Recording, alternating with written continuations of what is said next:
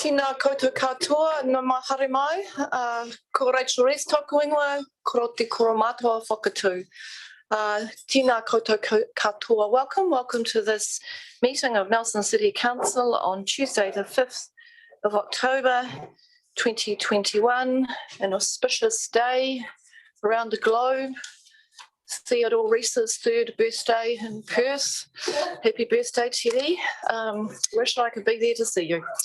I'll ask that we all stand for karakia.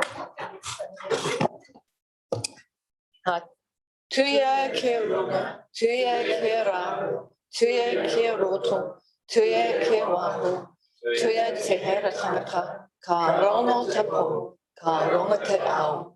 Huye, huye, tai kie. Kia ora, welcome. Welcome to our hui. We're using our setup for level 2, so everyone is spaced out in the room. We've got members of the public who have submissions or public forum joining us today, and we may have some staff joining us today for reports. I'm not sure on that, but I'm sure I'll find out as we move along. We have apologies from Councillor Fulton and Councillor Rainey. Any other apologies? Okay, so I'm happy to move those apologies, seconded by the Deputy Mayor. I'll put the motion. All those in favour? Aye. Against? Carried.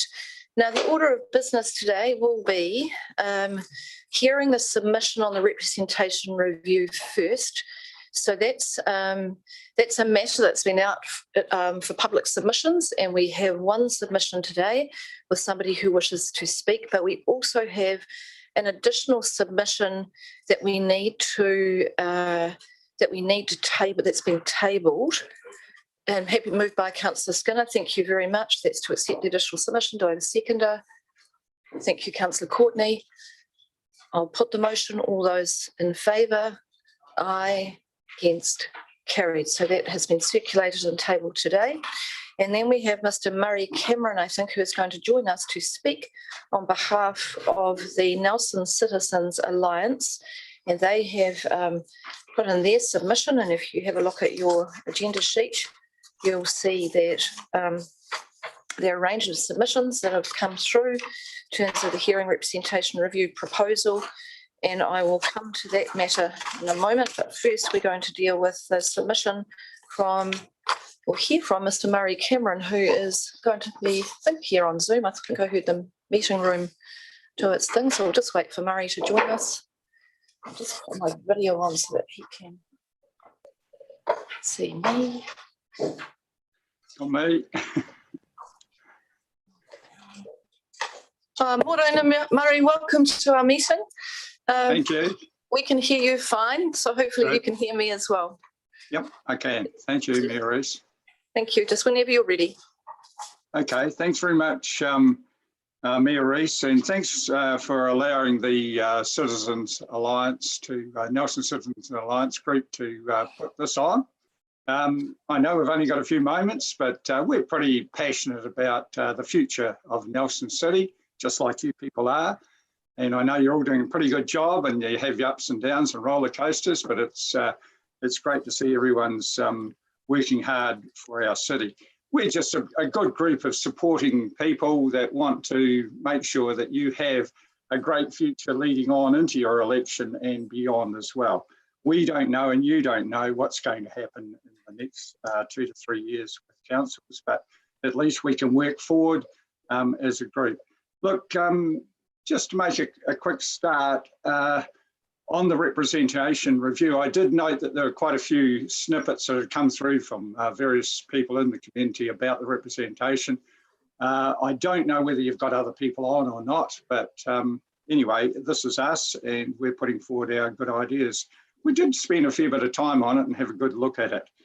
Just to get kick-started, I liked what Nikki McDonald had put on your website, and that's probably a very good start for us here. On your website, councillors, please keep in mind what Nikki stated. It says you're trying to achieve a balanced and fair representation for everyone in Nelson. And I'm sure you'll all agree that's exactly what you want, regardless of the electoral role that you happen to be on. I know the ward system's been triggered by the Maori ward, and but that's not to say that others can't come through the ward system as well. Nikki's also stated quite a good set of values in outlining that fairness and effectiveness are fundamental requirements for any representation proposal. And you know that, we know that, everyone strives for fairness and effectiveness, not bad values. And sometimes we rise to them and sometimes we don't, and we're only human beings. Mayor Rachel, you've also got a very good snippet there, and I'd just like to bring it forward.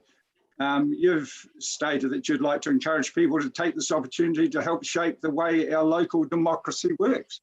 And that's your role as a leader of our community. And it's also a role for all the leaders sitting around the table there today. And then you state this, I like this statement that you have had here. This is a chance to influence how you are represented as a community, which is a key part of any democracy. In 2022, I will be encouraging everyone to get out and vote. Well, of course, we hope so. But this year, I want as many people as possible to give feedback to help shape the representation review. And that's why we're here. We've had a look at yours. You're going to have a look at ours, and then you'll make your decision which way you want to go. Just in summary, from that snapshot that you had on your front page of your website, reviewing our representation arrangements is to achieve fair and effective representation in Nelson, and there it is. So that's, we know as councillors, we know as leader, Mayor Rees, that you can't do any more, you can only do your best and go forward from there. Right, you should have in front of you on your agenda the Nelson Citizens Alliance Representation Review document. Yes? Yes, we do, Murray. Yes, we have that. Thank you. No, that's good. Okay, so what I've done there is outline very clearly the state that you've already got yourselves organised into a proposal, and that's on the front page. And that's a proposal with two wards, the Maori ward and of course voting for the mayor. So that's a fair enough proposal. That's what we believe a step up from the whole of Nelson and voting, and it's just a general tick list and we don't know who we're going to get and how. So that is at least a step, but we had a good look at that, and we think that you could actually go further and do slightly better. And so if you flick the page, or yours might be down below, we looked at the system of option 6, and option 6 was 4 wards. So if you look at Nelson, it can be quite comfortably cut up into 4 wards, and then people in those wards can see who they will be voting for. So basically, we're looking for an openness, a fairness, and accountability. So, and it gives everyone a chance. And when I say everyone, it's not just the councillors that have been in there for some years and know the easy trails to get through, or hopefully, but also you want fresh people, you want new people to come through, and that's pretty important. So our option 6 is stated quite clearly there, and I'm not going to run through that. You've all had probably a good look at it. But some points I just want to make, or we might want to make about that. We wish to encourage the representation to focus on these things. And we've got a couple of snaps out of the Electoral Act, actually, that we think are fit for purpose. And the first one is that, yes, this whole representation review, the whole model that you choose will be fit for purpose. It's got to be a democratic decision-making situation. You've said so, and so, yes, that's what we want. We still live in a democracy. I hope we still stay in a democracy, and I hope that we don't channel ourselves down to an autocracy. I don't think so, and nor do you. There's got to be a little bit of risk in the whole thing, but in that risk, there's got to be fair and effective representation. How do you get it when it comes to election? I don't know. It's very, very difficult to find out how it can be fair and effective. But you can work that through, because the people will decide whether you are putting that across or not. We had a look at your survey. You had a survey. I know surveys don't tell a hang of a lot. And I think you got about 249 or 253. I saw a couple of figures, feedbacks from your survey. It wasn't particularly good, and you probably acknowledge that yourselves. And not a lot of publicity goes out on these sort of things. They're quite boring, I guess, to a lot of people. It's hasn't got a lot of emotion in it. But we do see that probably most of the people in the survey bracket with a 65 to 74 age group are probably the people interested in this kind of style of what happens at a council level. But they'd be more interested once the elections come up and they can see the people that have been put forward. So in the survey outcome, you've stated that councillors voting for a ward and a mayor was 27%, and then councillors voting for a ward, some councillors and a mayor at large, 52%. By and large, when I saw those two statements, they almost combine. And when you look at it, they do believe, we do believe that they set up from your survey that approximately 79, 80% of the respondents really wanted wards, and you've got it. And it's good to see that you've gone that way. I know the triggering of the Maori ward started it all off. The survey respondents largely indicated that they want wards, and we think that they probably wanted wards so that voters could see the people they're voting for. Not just a great big list of 30 odd people, tick, tick, tick, oh, I like that one, I like the photo of that one, oh, they look good. No, we want to see a person, all right? So this is what we believe is fair and democratic. Option 4A has been selected. I'm not sure, but you may be able to tell me at some stage, but it's been selected by councillors, but I think it might have been set out by your council governance team first. I don't know whether you've ever entertained the idea of having an external group look at it, and it could be the mayor and the deputy mayor and some council staff and some people from the business community, have half a dozen, to look at it as an outside group. It's just an idea. Otherwise, you're kind of slapping each other on the back. Option 4 suits many current councillors. This is the way we viewed it. It suits many current councillors, and because they've already had their exposure. They've already been out there and got it, for good or bad, whatever but they know if they wish to be on the council next time round, they already have some exposure time. New candidates coming in, that's what you want. You want always to have freshened up. It's like a staff on a school or whatever. You like to have a freshen up, and that's great, but they've got to come through a system. And the old system of just tick a whole pile of people, no, it's no good. This system that we've proposed, yours is pretty good, but I think we go one step further. So option 4A that you've chosen, we think it's probably got less accountability as far as options for people to see you visibly. It's probably got a little bit less fairness. It's pretty fair, but it's got a little bit less fairness than having 4 options. A little bit less democratic. I mean, the option 6 opens out all of these things far more. A little bit less exposure of the council candidates for the electorate to, and I dare you say it, but you probably don't like it, but to scrutinise us. Well, all the public are always being scrutinised. It doesn't matter what you're in. If you put yourself up to be around a table publicly, you're going to be scrutinised. And with social media and so on today, everyone's having a crack at you, but they don't always see the good things that you do. And believe it or not, we do. Right, so that's just the way we saw your option. Now, we're not being overly critical. We like it, that at least you're going for some wards, but we just want to take it a step further. And the step further in our option 6, this is what we believe. For what you think it's worth, you can have a look at it and talk, and I'd like you to debate it.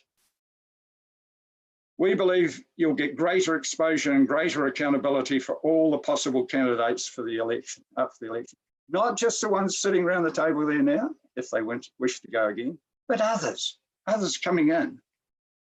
We want a whole range of people. We want that diversity. You've said it, and we've got to get it, and this system will give it to you, we hope. Far greater opportunities for the public to view and scrutinise candidates before the election.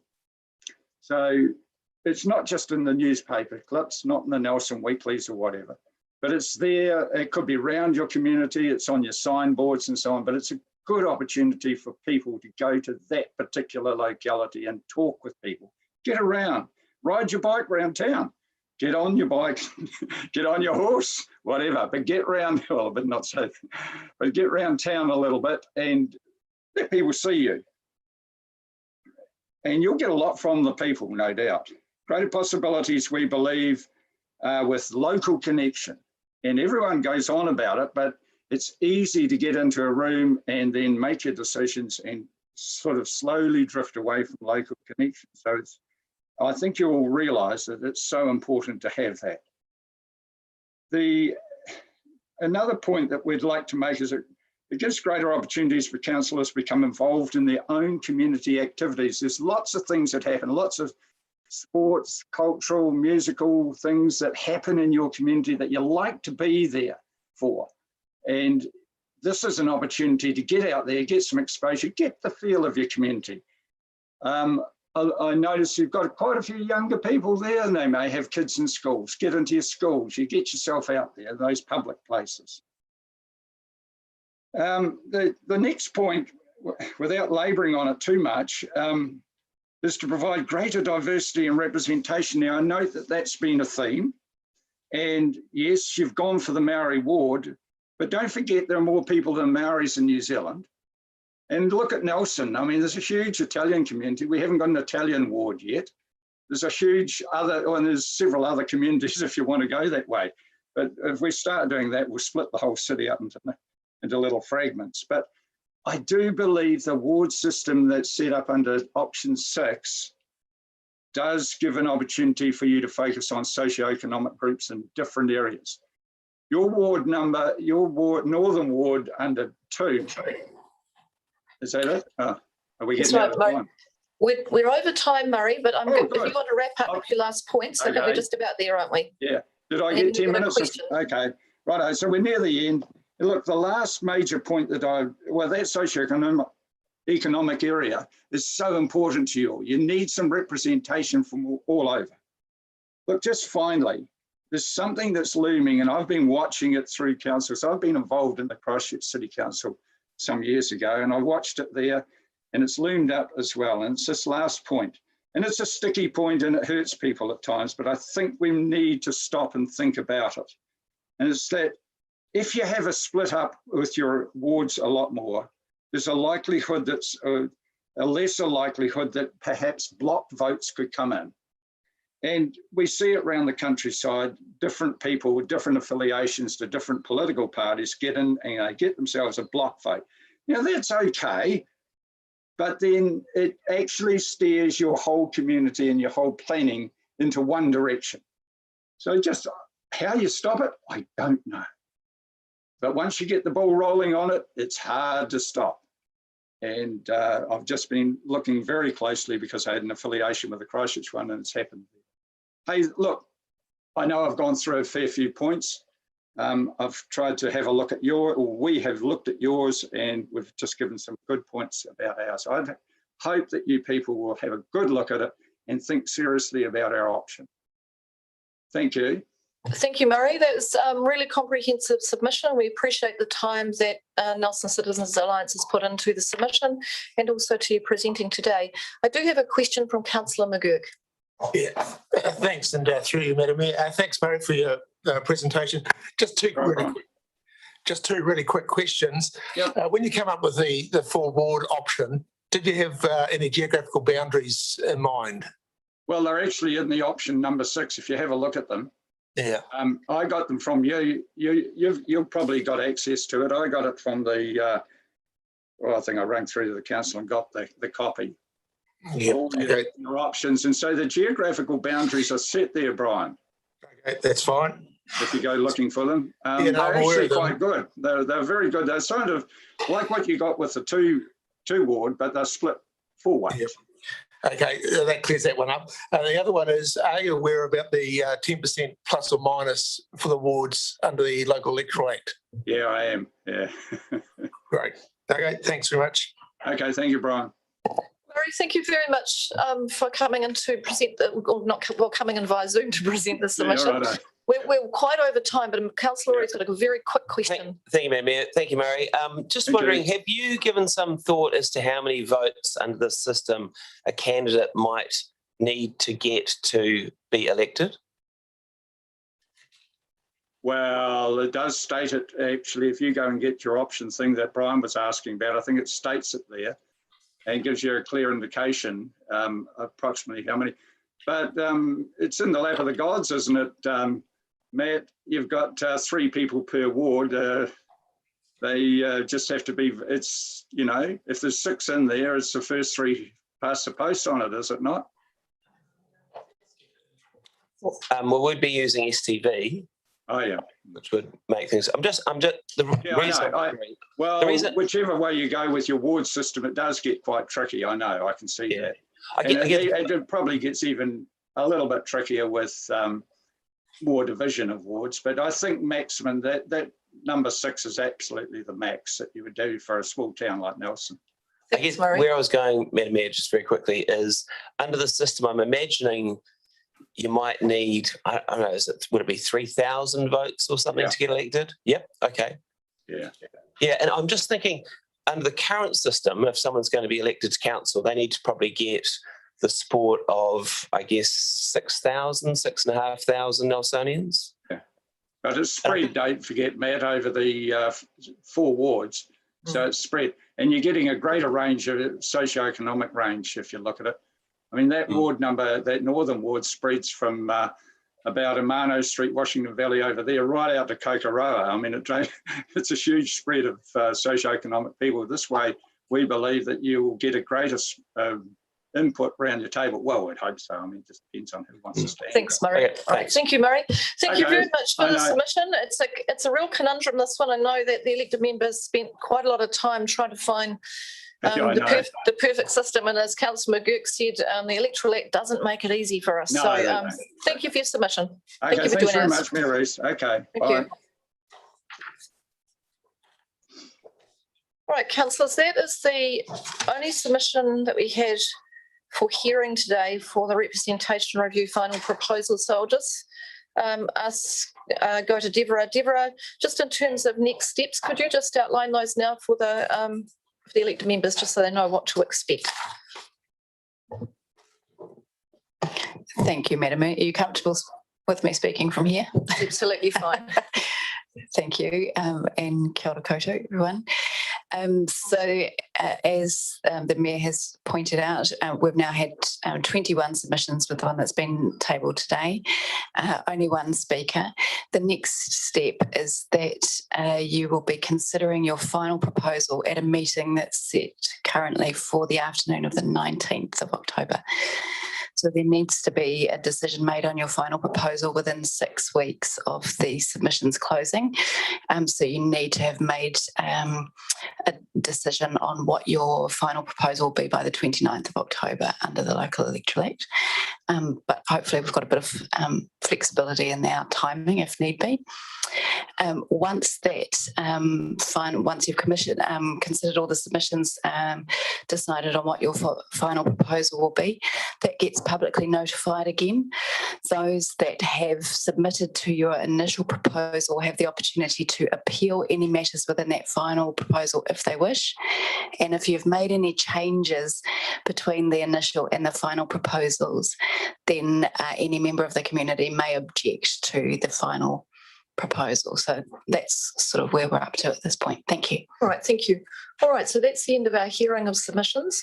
We're now going to move on to the public forum. And we have today 3 speakers for public forum.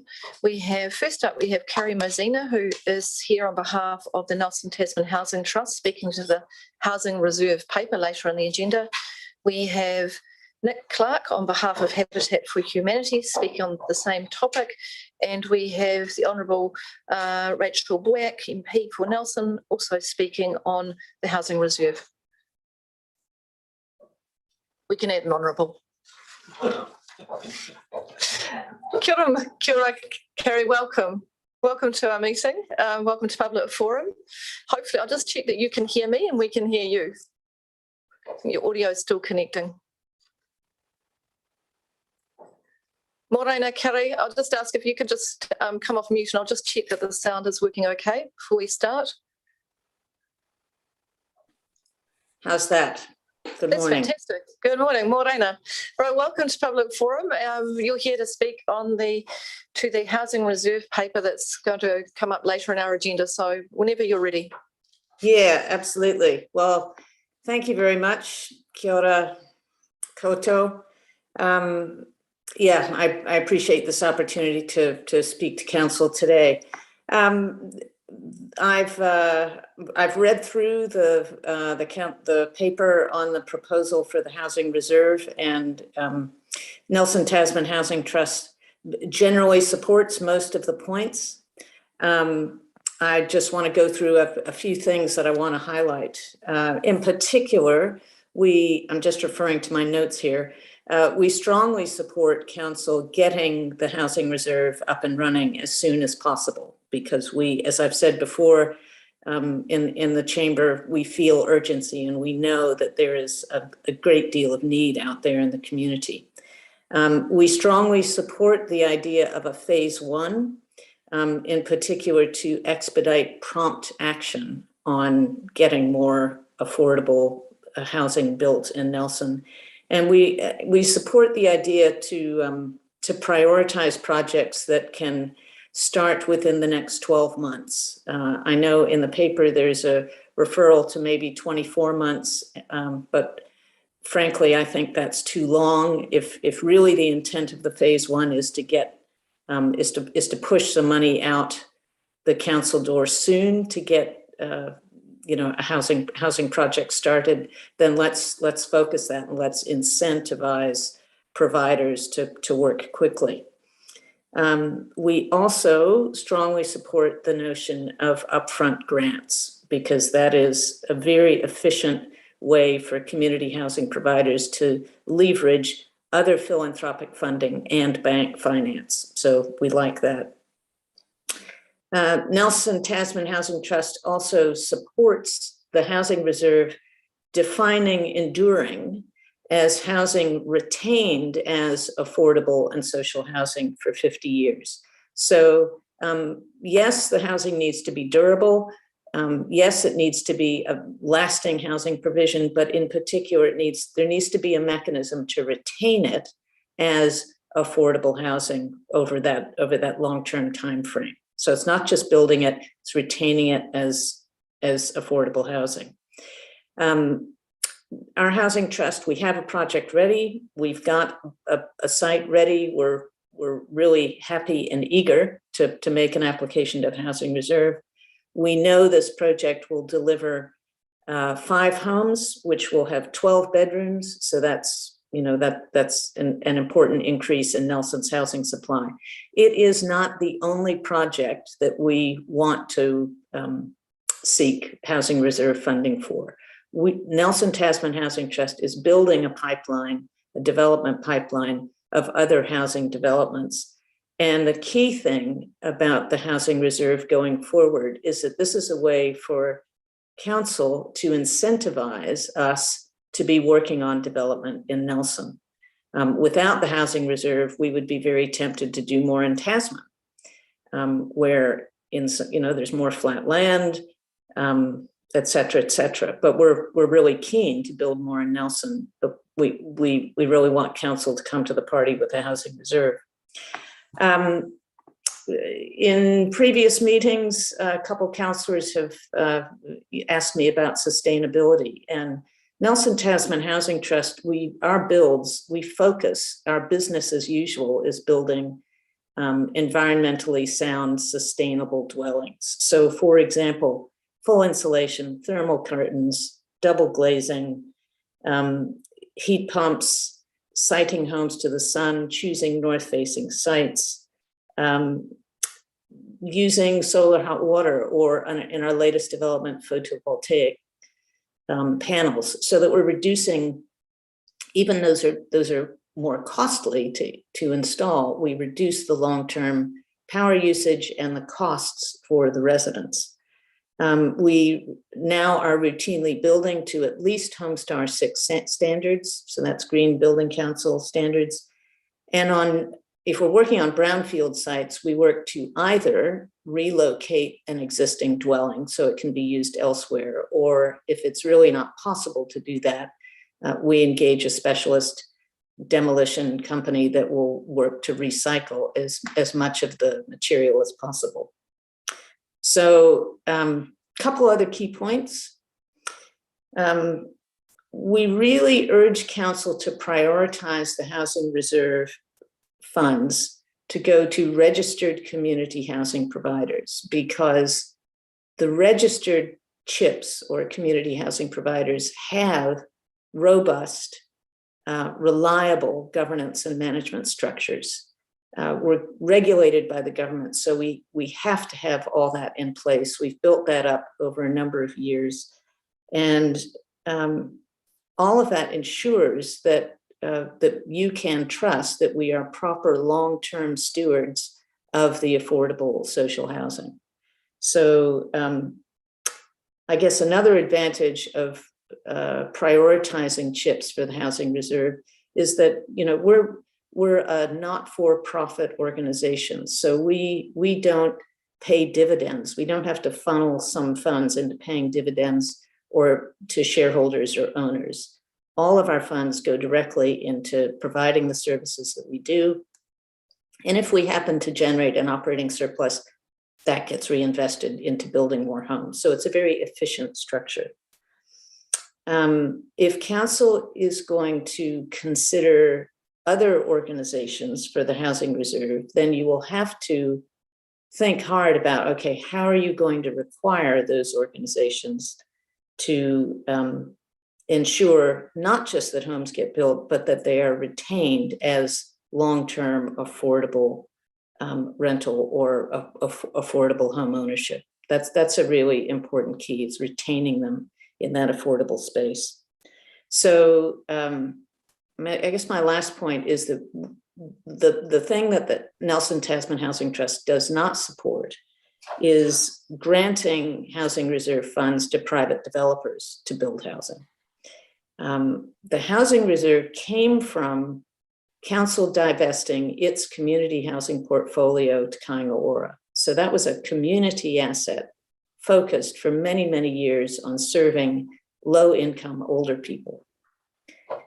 We really urge council to continue the community asset nature of the housing reserve and to work through community housing providers who are set up to do that, and not distort the impact by favoring private developers.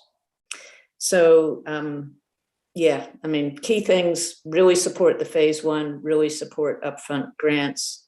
The Housing Trust is keen to partner with council and to get more housing for people in need built here. I'm really open to questions. Carrie, thank you for that presentation. I do have questions. I've got Councillor McGurk, then Councillor Courtney, then Councillor Sampson, and then Councillor Laurie. So if we're nice and quick with questions and answers, we should be able to get through all of those. Yeah. Thanks, Kerry. Really appreciate hearing from you again. A quick question in response to your third point. Strongly supporting projects in the next 12 months, 24 months is too long. Incentive to get houses built and people housed. What about a suggestion that the grant is conditional on perhaps at a later stage, say when the concrete floor pad goes down, that is the funding is made available at that stage. So it's to get, to really incentivise those projects that are ready, past the building consent, resource consent stage. We're now building, getting houses done. What's your thoughts about sort of that kind of proviso? I mean, in the phase one, frankly, I think I think that's fine, because if reading through the paper, it sounds like the intent is that the council wants to get things happening sooner. Councillor McGurk, is your question around the timing of when the funding comes through, or the milestones that have to be reached for the funding? I suppose I was speaking to my daughter-in-law is involved in exactly this sort of project with community housing, a large scale one, and that was the proviso is just to incentivise getting the houses built. The funding was made available when the concrete pad was put down to finish off the built project. So that was the delivery was within I think 24 and within 12 months the houses had to be occupied and people housed. Yeah. One thing of course, that we're all aware of in the current environment is that there are external events that occur that delay projects sometimes. So COVID lockdowns, supply chain issues, and God help us, a big earthquake. So I would just want there to be room for, if there were external events occurring beyond our control, then that's acknowledged and a time frame is extended. But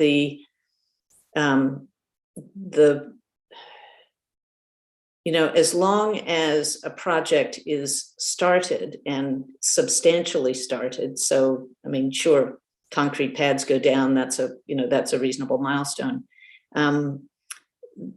It is tricky to require an exact end date for completion when there's COVID events, or unfortunately council either resource consent delays or final code of compliance delays. There's council processes sometimes slow down for all kinds of reasons. So I'm fine with a marker or a milestone for when funding gets released, but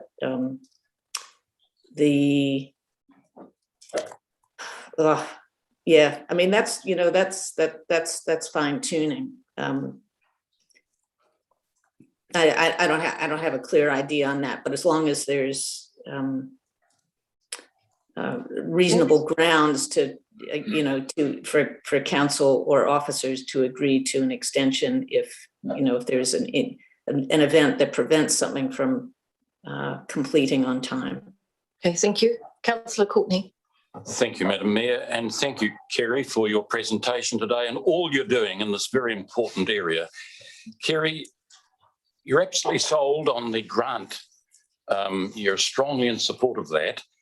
But we around the table, I think you'll understand this from other presentations, we want sort of an enduring fund. That's something that'll go on perpetuity. So would you still be able to marshal your funds in such a way that you could take advantage of another type of advance rather than just a grant looking to the future? Councillor Courtney, the issue we have with the idea for the fund itself to be enduring is that effectively what you're talking about is some form of, like you say, advance. It's effectively a loan, and we already have a very good relationship with our bank, so we're not lacking for the capacity to borrow funds. If council says, look, we'll advance you the money, but you have to pay it back, that's effectively another form of a loan. And the long-term consequence of that is that less will get built over time, and the rate of building will slow down. There was previous information in a previous meeting that I fed through to council that was in the form of a spreadsheet showing that the housing trust with a certain level of funding could deliver with upfront grants twice as many homes or bedrooms as with a loan. So if council's insisting on a loan to make the fund enduring, that's not going to achieve your goal. If your goal is to get more housing sooner on the ground in Nelson for people in need. Okay, thank you, Kerry. Councillor Courtney's next. Oh, no, sorry, Councillor Sensen. Thank you. Good morning, Carrie. Thanks very much for that. My question really is, how do we ensure that the housing, if we make grants, that the housing remains, that is enduring for social and affordable use? How do we prevent that housing becoming, I guess, joining the private market? I was looking at the continuum that's in the report from council and the kind of definition around enduring, and because this is public funds, I just wonder how we can kind of ensure that a house that becomes affordable ownership doesn't then kind of step across that threshold on the continuum and become, kind of private market, at which point it loses the benefit of being affordable social housing, or that risk of that. What are your thoughts on that? Yeah, it's an important question to ask. Again, that is a reason for council to be prioritizing working with community housing providers, because if Habitat for Humanity has more experience than we do in doing home ownership models, but it's certainly something our housing trust is looking at. But there are a number of community housing providers around the country who provide that progressive home ownership model. The thing there is that either through a shared equity mechanism or a funding recycling mechanism, the house itself may, the idea is eventually moves into private ownership, but the funds that enabled the house get paid back by the resident, by the new owner, and then the CHIP, the organization, can funnel that equity back into building other homes. You see what I mean? So the community housing provider gives you a mechanism of ensuring that the actual funds and the value of the homes continues to be used for the affordable housing, which is very different to a model where you have affordable housing built by a private developer and sold in the private market, and it may be affordable at a point in time at a certain price point for a certain family, but then it's in private ownership and it's gone and it's in the private market. And Carrie, I'm sorry to interrupt. I'm sorry to interrupt. We're well over time, and I've got two other people wanting to speak. So Sure. there are Sorry. follow-up questions. Do you have a follow-up, Councillor Sensen, on that one? Yeah, I do. So, Carrie, I'm aware that there are housing trusts around the country that manage to do progressive home ownership, but also kind of retain the rights that if somebody wants to sell that, it must go back to that organisation. So they are both retaining the housing and the funding. And I'm just wondering if you think that's something that we should be trying to ensure, so that the housing, like, it's one thing to have the housing retained, the funding retained, but ideally you would want to retain the funding and the housing in social and affordable, if that's possible, like Queenstown, community housing trusts have that mechanism. Absolutely. I mean, again, my short answer would be that's the advantage if council prioritizes working with community housing providers, because there are established mechanisms to do that, and there's many different models. But thank you. Yeah. Thank you. We'll move on to Councillor Laurie. Just if we get a quick question answer, please. Thank you, Carrie. So I was interested in your answer to Mel's question. If the imperative is for us to get affordable housing standing up as fast as possible, why wouldn't we just take the $12 million and build affordable housing on land that council already owns? Wouldn't that achieve the goal faster than what you're proposing? Possibly council could do that. I question that council has the internal capacity to, I mean, you'd be going, right, okay, having divested our community housing, which, council had contracted out the management and operation of that to various other providers for many, many years. If council turns around and invests that on building on its own land, you would have to develop significant internal capacity to run that, or decide to contract that out.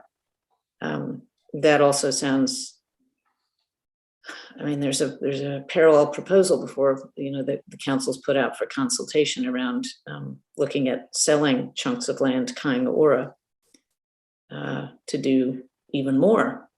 Okay, thank you. And also, just very quickly through the mayor, what about making the requirement that this money gets handed over that you use a universal design? Gosh, we already do that. You Yeah. do? Okay, Yeah. thank you. All right, Kerry, thank you very much for coming in to present today for our public forum, and thank you for answering the questions. It's really helpful for us. So thank you. Right. Nice Yep, to see you. you're welcome. Thank you. Thank you. The next public forum is from Nick Clark. Nick is speaking on behalf of Habitat for Humanity, and Nick is also speaking to the Housing Reserve paper. So let's have Nick join us in a moment.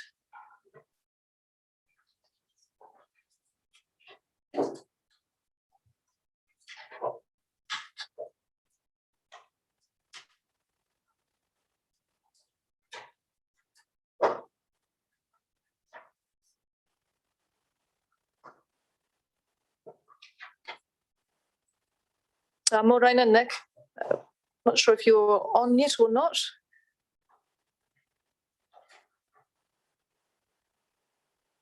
Just when you're ready, if you want to start your video, and we'll ask you to unmute. If you can hear me.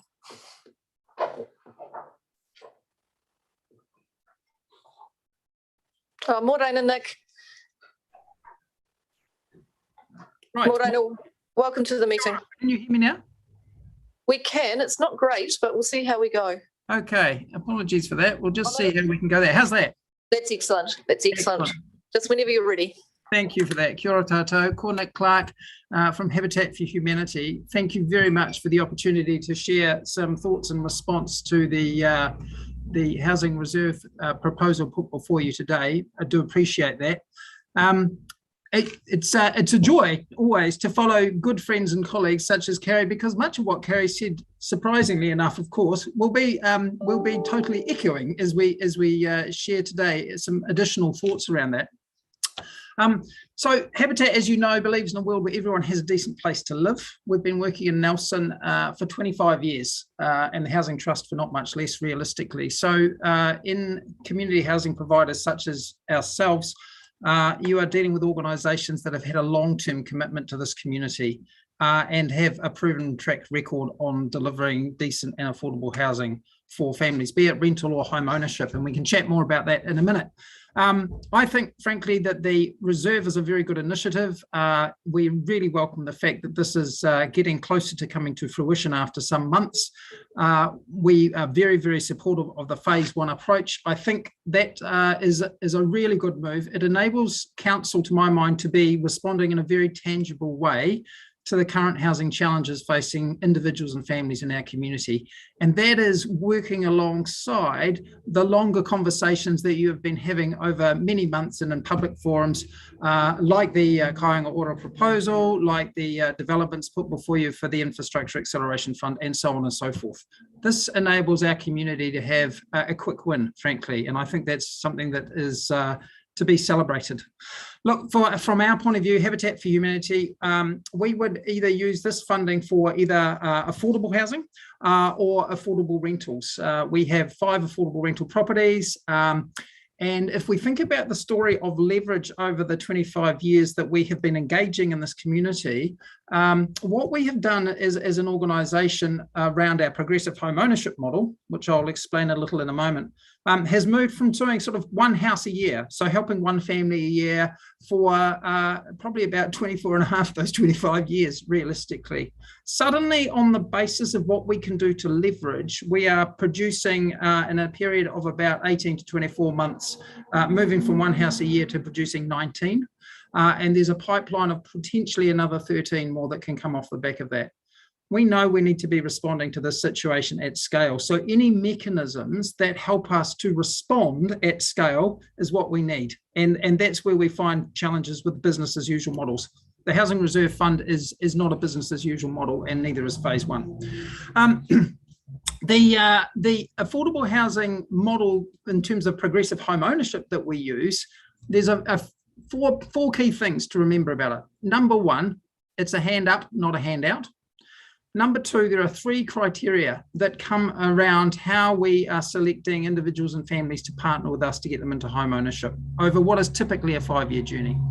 The first one is that they have to display genuine housing need. The second one is that they need to have a willingness to partner with Habitat. I describe that 5-year journey as the start of a long walk. A tramp, in fact, if you like, because actually it's engaging in partnership with that family, with wraparound services, with the families and supporters of that family coming to contribute to help bring that house to fruition, be it internal painting, landscaping, and so on. The third criteria is actually looking at the financial model to make sure that it's financially viable for that household to actually have success in terms of the home ownership model. The key thing about it is that actually we've heard the questions and discussions, which have been really very interesting. Thank you from the previous presentation with Carrie.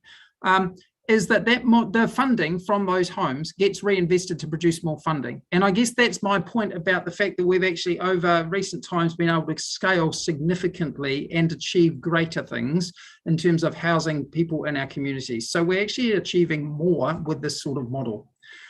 So that's one thing I'd say.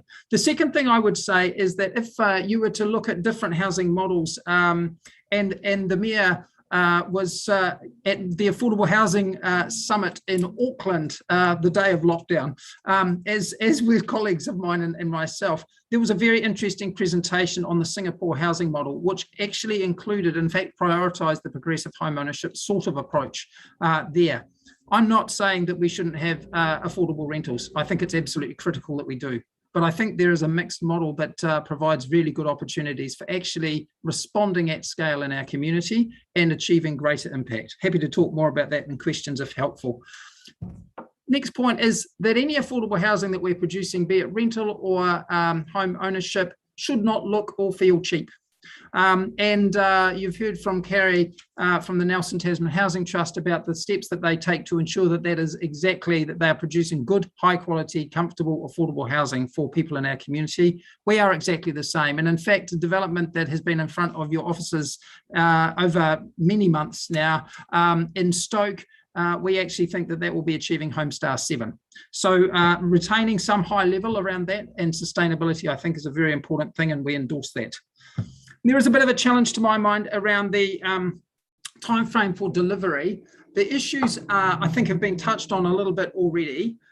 We know that we're in a COVID environment and that this has had massive implications on supply chains. So councillors need to be aware of that in terms of the fund and have some room for flexibility on that, always with the aim, I think, from all players to ensure that we are delivering as promptly and effectively as possible. The other key part, and this has been our experience to date, also has been around the challenges we have had through the consenting process. This is not because we have had challenges with council staff. We've had council staff going out of their way to try and help us, as have councillors themselves. And so we know that the challenges that are part of that make the delivery of housing challenging if we are to work at pace. We also need to play within the rules of the Resource Management Act, of course. So that would be one challenge there. I think there is a reservation, to my mind, around the making the funding available for developers or other entities. Kerry has mentioned some of these comments in her presentation. I think it's a fundamental question that potentially council needs to consider, which is what is the place of community housing providers in our community? The reality is that we know that we are bound by a whole range of requirements, and willingly so, because we want to have enduring and sustainable housing in our community, and we want to be focusing on meeting people who need that home, those homes in there. We're delivering a public good. And while I'm not taking a crack at developers in any way, shape or form, the reality is that a lot of their driver has also to be having funds that are supporting trustees, shareholders, dividends, etc. So we have kind of a competing priority. That's part of it. The bigger part, the more fundamental part and problematic part to my mind, is the fact that council, in disposing of what was a community asset, would then be handing it over to private developers who can leverage quite considerable sums of profit to do more development. So that's where I have a challenge around that and a serious reservation. So the question is behind it, what does council see as the place of community housing providers in our community as we work together? Noting these things, I think that this is an amazing opportunity for Habitat, as for other housing providers. It enables us to leverage our ability to reinvest. So if Habitat's model has been to grow considerably in recent months, what this fund does, and accessing the phase one with viable projects that we have available now, enables us to grow further and to reinvest moving forward. That's a game changer. If this passes through, it's a game changer for our community. And for that reason, I'm very pleased to support it. Thank you. Nick, thank you very much. There's a few questions. Councillor Edgar is first, then Councillor O'Neill-Stevens, and Councillor Laurie. Thank you, Nick. Just got a really quick question just about the timeframes. So in the report, it proposes commencing the construction process within 12 to 24 months. Do you think that's realistic? There was comment earlier, or do you think it should be more commence construction within 12 months to try and, I guess, you know, get those wins? Yeah, thank you, Councillor Edgar. My answer would be yes, subject to the consenting process. That is actually, from my experience to date, and again, please don't take this as a critique of yourselves or of council staff, but we've grown under a system which is operating on a business as usual model while trying to address a housing crisis, and it's very, very difficult. So that would be my caveat. Thank you. Thank you, Nick. Councillor O'Neill-Stevens. Kia ora, Nick. Similar question to one that was asked of Carrie, which is, do your builds currently use universal design or that sort of LifeMark standard, and would you support that being a requirement for this fund? Thank you, Councillor O'Neill-Stevens. Yeah, we do. Basically, what we are trying to do, if I use the example of the development that's up before you and a building consent going in, I think today or tomorrow, it's using local designers, and we want to uphold LifeMark 6 or higher. So yes, if it's about coming up with a cookie cutter design that every house being provided under this fund is exactly the same, I don't think that's going to achieve much. I think we need to achieve the high quality standards and the components of that, but also have some variation. I hope that answers your question. Thank you. Councillor Laurie. Thank you. Hi, Nick. $2 million you describe as a game changer. I think that doesn't seem like very much to change the game. And if it only costs $2 million, we should have changed the game a long time ago. But I'm wondering, if we go down the grant road, would we get more housing if we tagged the funding to affordable rental, or if we tagged the funding to rent to buy? Thank you, Councillor Laurie. It's a very good question, and it's great if you want to release more funding to have even bigger game changing. I'm totally up for that. Look, I think the answer is both and. We are involved in both affordable rentals and affordable housing, but our experience has been over the 25 years we've been engaged predominantly in the home ownership model, is that actually that gets leveraged. So there's a discussion potentially about, are we worried about the bricks and mortar and who owns that, or are we worried about actually the equity from that can be reinvested? And so that's the piece. And I guess that's the piece that I'd come back to about the game changing on the 2 million, because actually what we find is that seeds funding to actually increase and leverage and grow. So that's, you're not just making $2 million worth of funding available, be it in grants or whatever, for housing providers. You're actually allowing something that is catalytic. Thank you.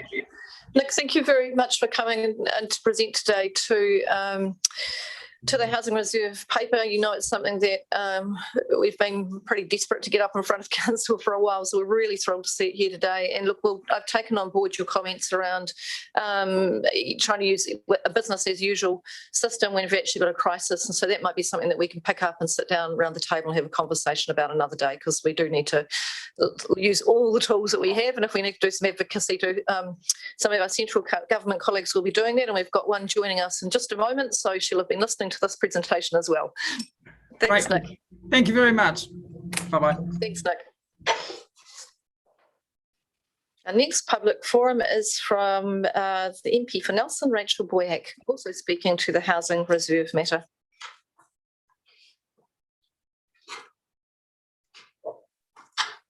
Morena, Rachel, welcome to our meeting.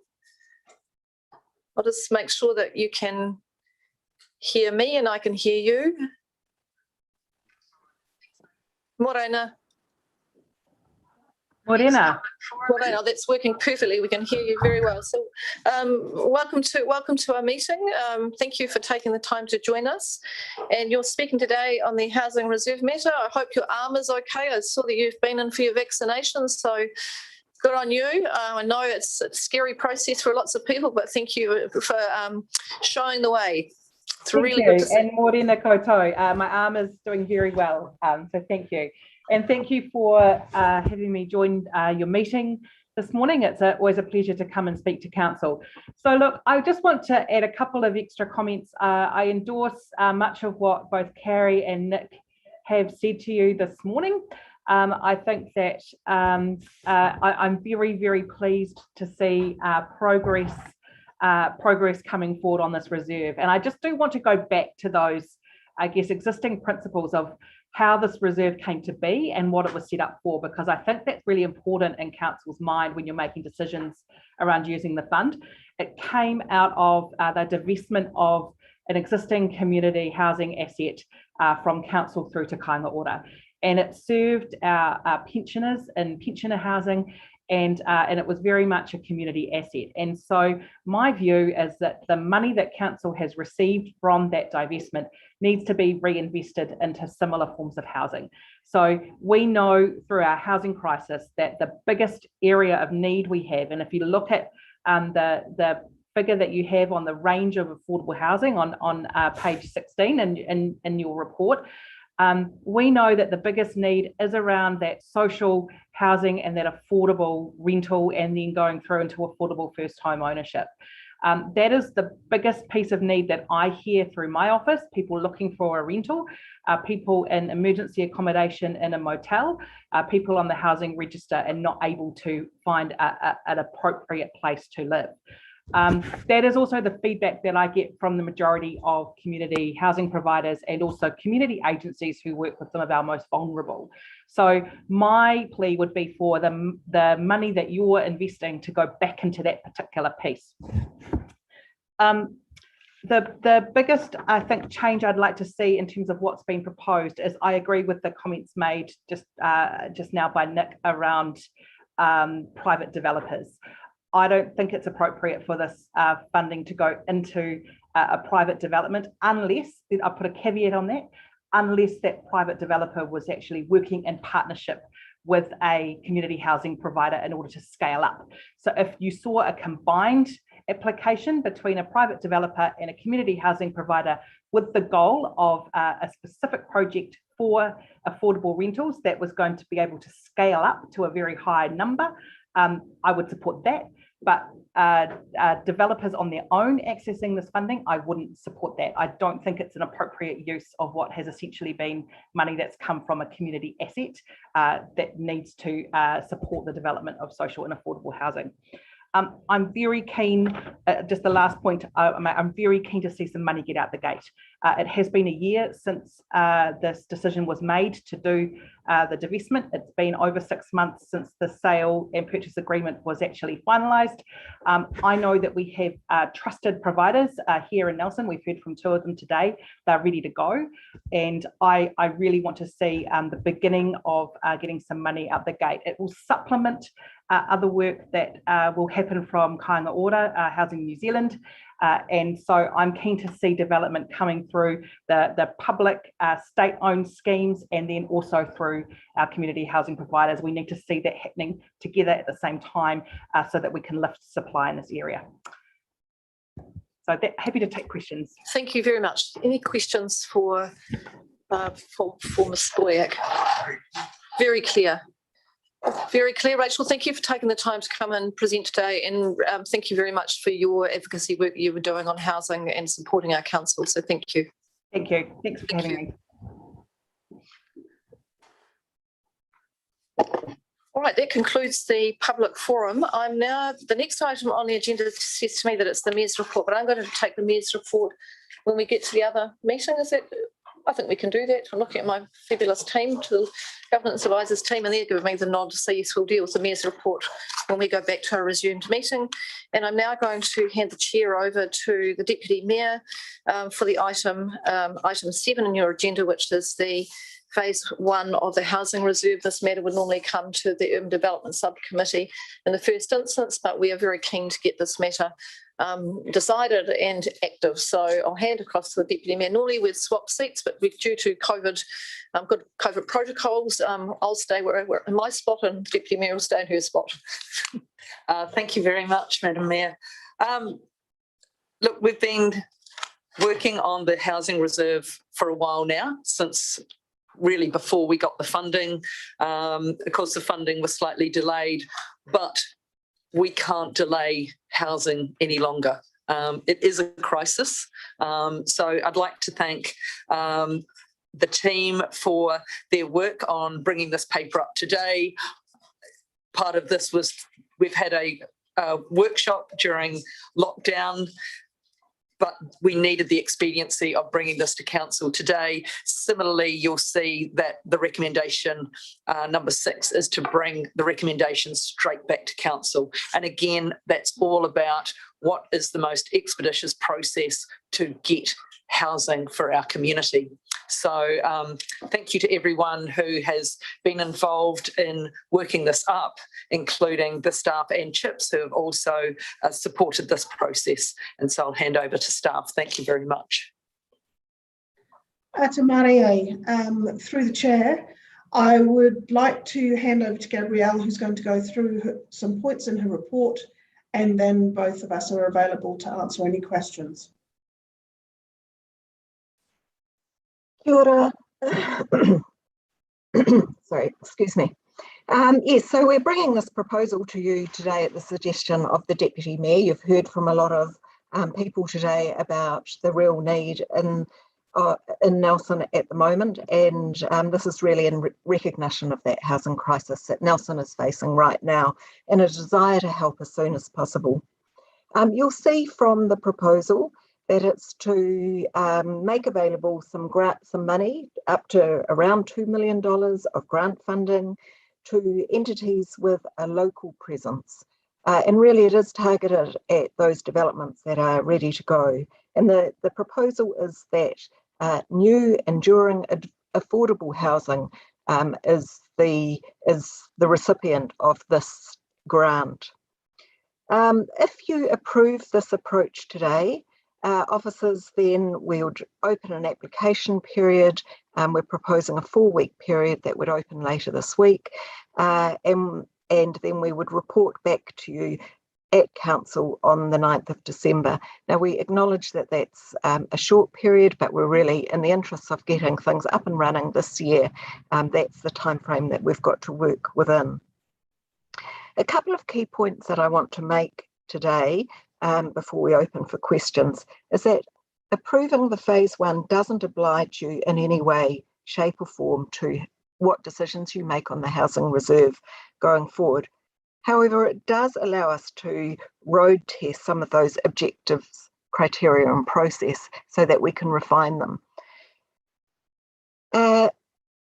Ms. Gibellini will also be taking over from the Housing Reserve from this point. You might be, you're aware that she's taken a new role in the City Development team as the Strategic Housing Advisor, and the Housing Reserve is actually sitting within her portfolio. But you'll appreciate she's been distracted with a whole lot of other projects at the moment. But she will be the officer that will be responsible for evaluating those applications and reporting back to you on those. And she's joining us today just in case you've got any questions of her. Look, there is one correction on page 17 I would like to bring to your attention under 4.21. And this is the paragraph that talks about the government funding that is currently available to CHIPS. So I just want to clarify that that in this paragraph we say the government currently provides registered CHIPS with access to no interest loan funding for public housing developments. So there's a correction to that. They actually provide no interest loan funding for as under their progressive home ownership scheme, and at the moment that has been a pilot scheme that HUD have been running. For public housing, they have a slightly different funding model. The funding model is that they pay the CHIP, the IRRS, and an operating supplement, which ends up with the CHIP ending up with a percentage over the average market rental for that property. Another, not a correction, but just another point that I'd like to make is that the criteria, the intent of the criteria being written the way it is, it's been, we've used the MHUD framework as a base, and we've tried to find a balance between simplifying that, which was the request at the time, but while also having enough information to be able to do due diligence assessment on, given that the likelihood of some of these grant funds being for quite a large amount, and as well as incorporating council's objective. And that's me, so I'll open to questions. Thank you, Gabrielle. Just before I go to questions, I was just wondering if you could comment on a couple of matters that were raised in public forum this morning. Firstly, around the ability for private developers to apply for this funding, and secondly, on the time frame, the 12 months versus 24 months. Yes, thank you, and through the chair. Yes, so nowhere do, sorry, the intent of the paper is not for this fund to be available to private developments per se. However, it is open to proposals from experienced development partners with a local presence. If a private developer wanted to apply to the fund, they would have to meet all the other criteria that we're proposing. That is, for enduring housing, they would need to explain how they were going to deliver on that, and affordable housing. So if they have a creative way that we yet don't know about, we think that they should be given the opportunity to put that in front of you for this fund. But it's in no means a fait accompli. They would need to meet all those other criteria and would be evaluated on their responses. In terms of the time frame, really, I think you've heard from a couple of the public forum presenters today that really the intent of having a time frame to 24 months is that we didn't want any entity to be disadvantaged by the time frame. And you've heard from some of those public forum presenters about some of the potential delays that could happen. So there could be delays to resource consent. We're also in a COVID environment where there are factors outside of our control. And we're also looking at an easy way for staff so that we didn't have to, so that staff didn't necessarily have to bring a report up to seek an extension if the timeframe was shorter. So that's the intent behind making it a 24-month timeframe. Thank you. I'll just ask one question myself, an expansion to that. So to meet the criteria though, and getting applications in within the 1 month, there would have to be a certain degree of progress towards any project already. So in normal times, if they're prepared enough to get the application and to meet the criteria, would they then not normally be able to start building within 12 months? And surely if something extraneous such as consent delays or another COVID lockdown came along, that would just be a standard variation rather than allowing for things whereupon if you had by norm a 24-month, then you could have further extensions again. And of course, this is a commencement of construction, not a finished product within 24 months. Yes, thank you. Councillor Edgar. Yes, that's a fair point. However, and you're right that the evaluation, the criteria has been written in a way that really supports a design being able to be part of an application. It'd be very difficult to evaluate a proposal without having some sort of site and design, given that a lot of the criteria talks about site and design. So the expectation is really that that this fund would be used by developments that already are in the planning in some sort of planning phase. However, we as officers, our recommendation is just to have a bit more flexibility in that time frame. Thank you. I've got questions from Councillor Noonan, then Councillor Laurie. Thank you. I sent a query through yesterday regarding 4.19, and that is the housing continuum graphic. And I've spoken to the Deputy Mayor, and it seems that the affordable home ownership, which is mentioned there, which we haven't really had a conversation about, is designed for phase 1. So I would be comfortable if officers added the types of housing the Housing Reserve Fund could fund for phase 1. If that's added, I'd feel more comfortable with that. Yes, thank you for your comment. Yes, so affordable home ownership is that progressive home ownership scheme that Nick Clark talked about, that Habitat for Humanity delivers. And so the proposal for phase 1 is for affordable rental and affordable home ownership models to be applicable to the fund. If you want us to make that clearer in the criteria, we can do that. Thank you. I think it is important to make it clear, and then we can revisit it for the next round if that's the case and see how it's gone. Thank you.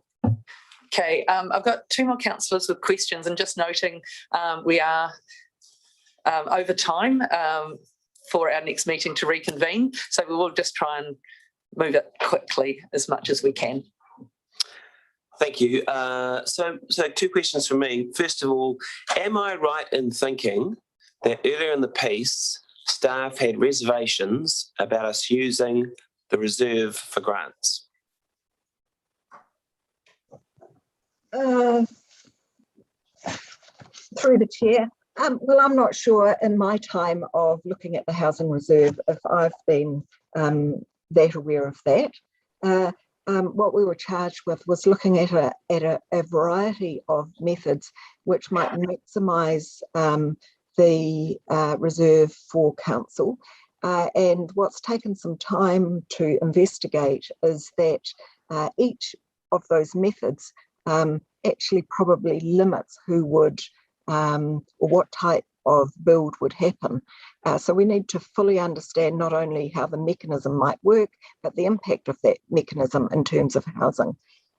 So I think you've heard from the 2 speakers today that are really supporting grant funding for getting housing happening right now.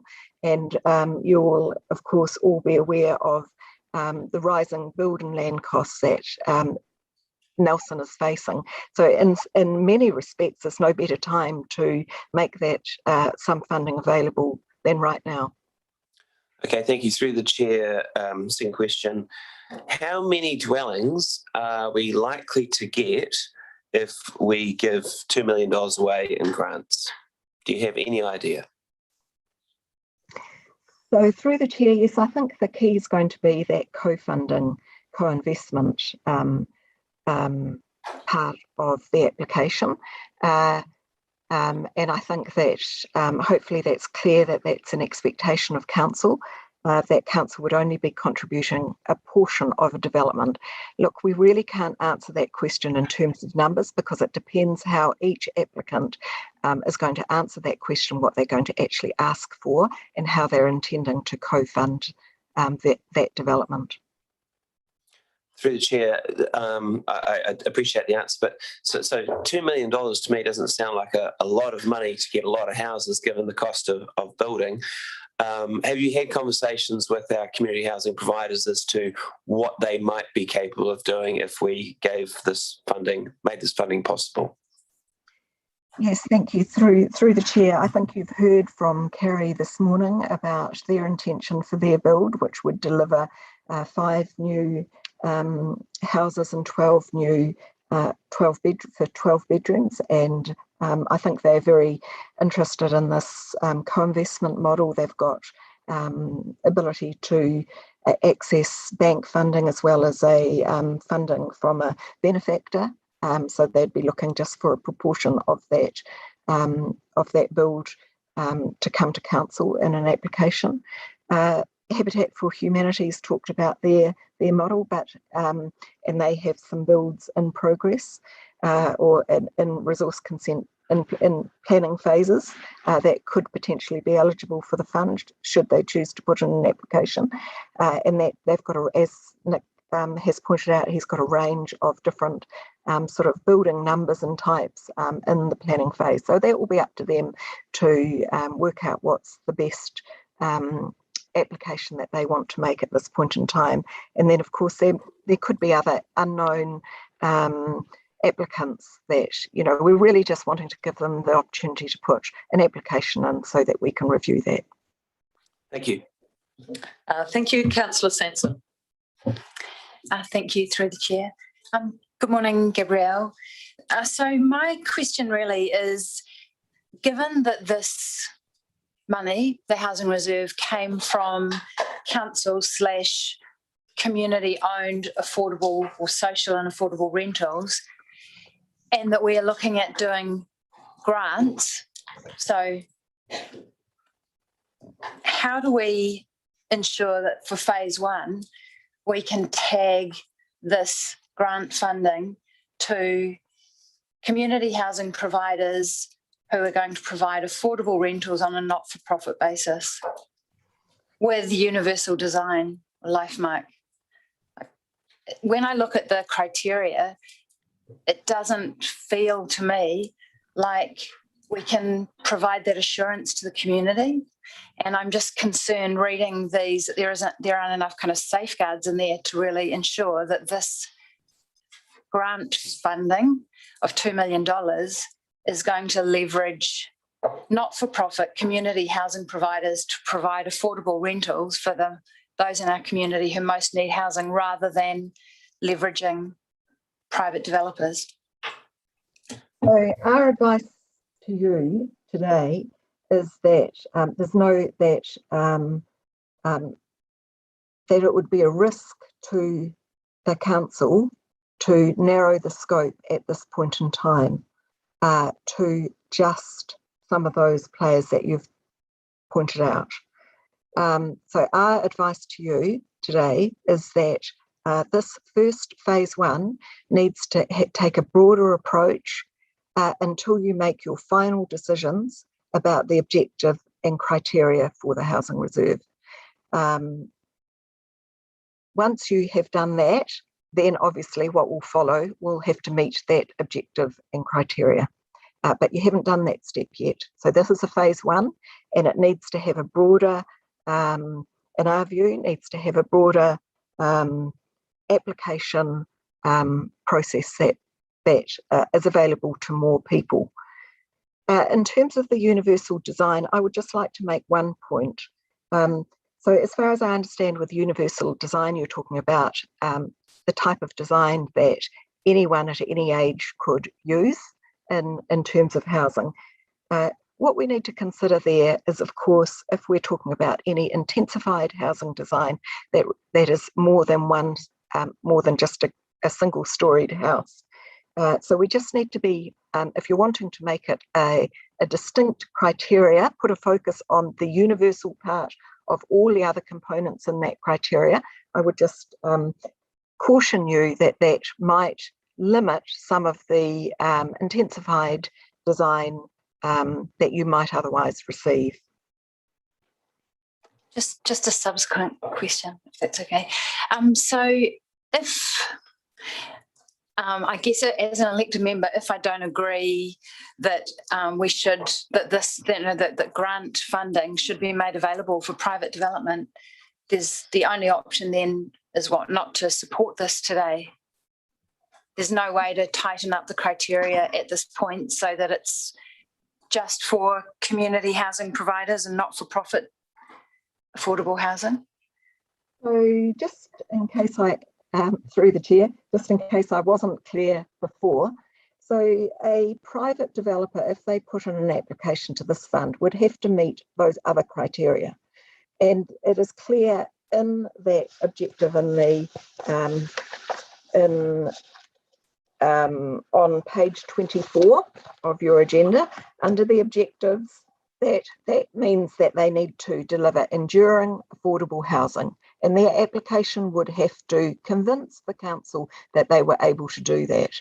So it's not available to a private developer to then sell on the open market. That is not what this fund is being made available for. And through the chair, Gabrielle, you may be able to assist. The final decision as to which ones get the funding sits with council when the report is brought back in. I'm sorry, Gabrielle, I've forgotten when you said it would happen. 9th of December. Correct. Okay, thanks. No further questions. Councillor Skinner, then Mayor Rees. Thank you. I'll be brief. Thank you. I see we've got, if we do approve this, the evaluation panel would be using a representative from Kāinga Ora. Why is that? Thank you. Through the chair. Yes, we thought it would be useful just to have a little bit of oversight from an external, and they seem to be the most obvious choice given their fundamental role in the place of housing going forward. So that seemed to be a natural organisation to sort of partner with. But essentially it will be a team of officers from council plus one person from Kāinga Ora. That is the proposal, yes. Is there, through the chair, is there potential for a bit of a conflict of interest? I know they're all trying to achieve the same goals, but they're all, do you think there's any sort of risk representing someone completely external to receiving funding or developing houses in Nelson? So through the chair, yes, I guess how we see the evaluation panel going is that that's a mixture of people that will be evaluating applications, and the result of that combined panel assessment will form the basis of the report back to you for your final decision making. We don't see any conflict of interest with that at this point in time, but that's certainly something we can check out with them again. But we've already checked, and both our staff and Kāinga Ora didn't perceive a conflict of interest there. Okay, if I could just add, Crown Developments are not eligible under the criteria as well. No, I was more meaning in regards to they're developing houses in certain areas, and these other organisations are developing houses in certain areas, and obviously they work very well trying to achieve the same thing, but obviously there's always sometimes they're competing for space or location for where they do build. Yes, just if I can make the point that I think Kāinga Ora is very, works closely with CHIPS as well. It's not a sole provider of social and affordable housing. It understands the important role that CHIPS and other players play in providing housing. And I think, given the housing crisis that all of New Zealand, Nelson is facing, and all of New Zealand, they acknowledge that any help is in their interest. They're very motivated to be supporting other development. Thank you. I'm going to go to Mayor Rees and then Councillor Brand, just noting that I'm going to move the resolutions and then I'll be happy for any amendments, but I'll go to Mayor Rees and then Councillor Brand. Thank you. Thank you, Deputy Mayor. I'm just a couple of matters that I just haven't listened to public forum and just reflecting on the criteria.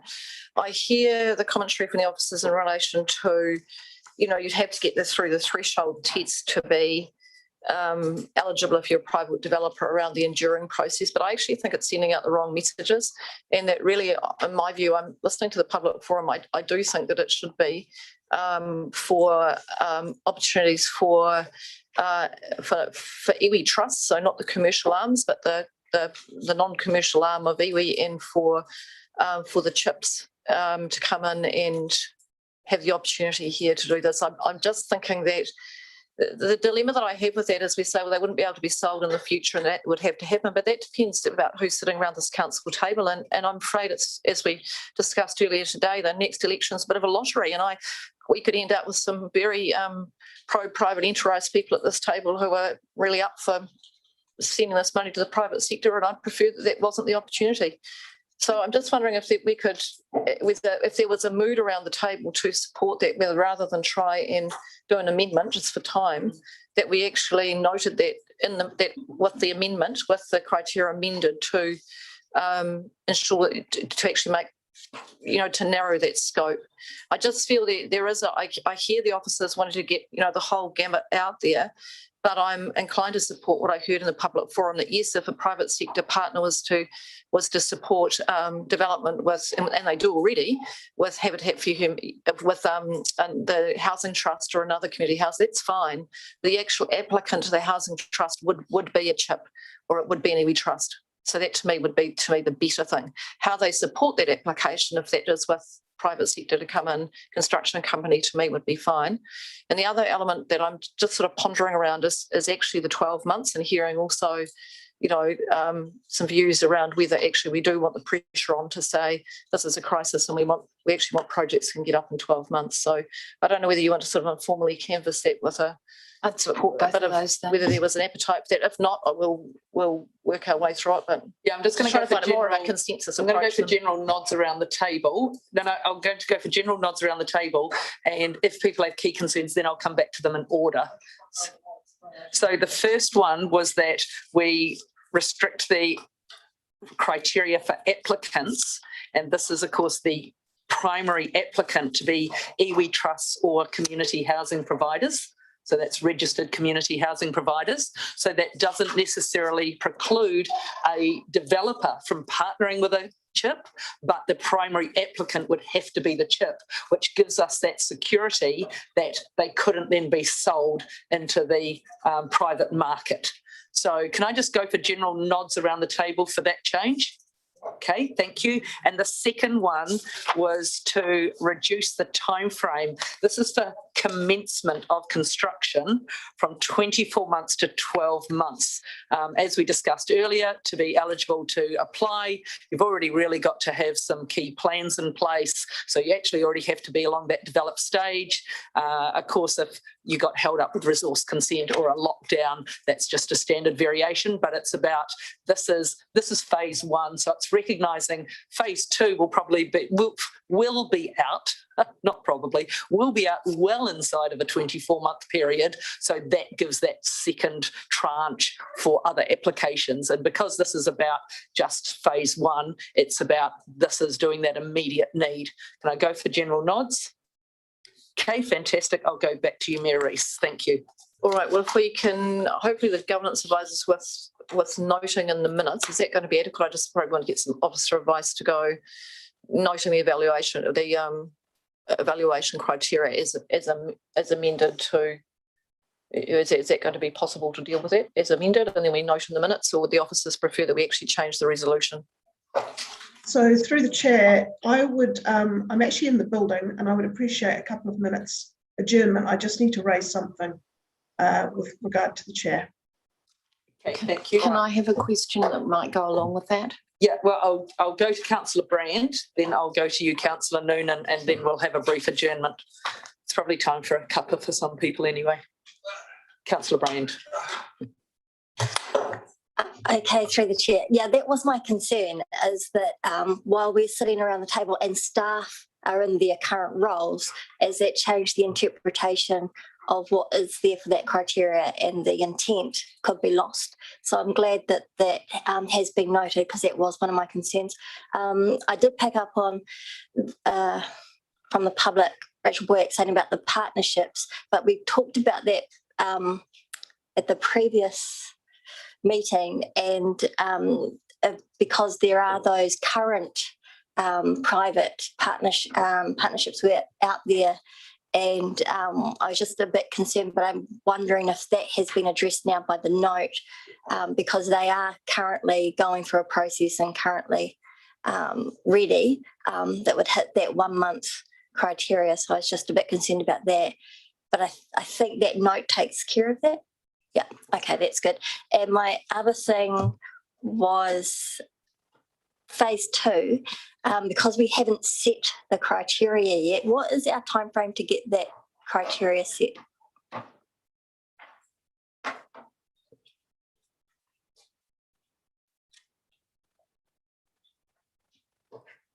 Sorry, Gabrielle or Lisa? Yeah, sorry, I was just trying to unmute myself. So your question, Councillor Brand, was the timeframe for getting the criteria set. Well, at the moment, we've got a very tight timeframe. We're proposing, in order to meet the 9th of December. No, sorry, Gabrielle, it was the for phase 2. Or following phases after phase 1. Right, sorry, yes. So the proposal is that we'll report back to you in the first part of next year on phase 2, or actually what the remaining housing reserve, the objectives and criteria of the remaining housing reserve. Okay, thanks. Councillor Noonan. Thank you. Look, it was just, if we're changing this, would we need legals to have a look at what we're looking at changing? That was my question. Thank you very much. So unless you can answer now, otherwise we'll wait for the adjournment. Thank you. Okay, so we'll have a 7-minute adjournment. Thank you.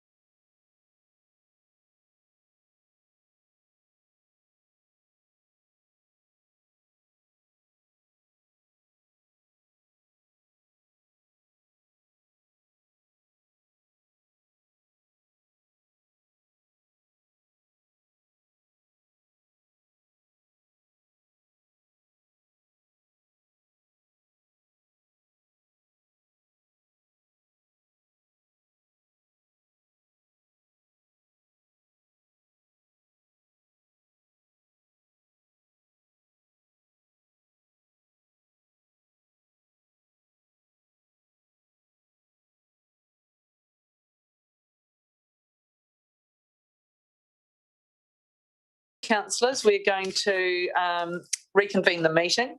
So we've got a couple of matters we were following up on. So I'm not sure if we've got any reporting staff. Just a sec.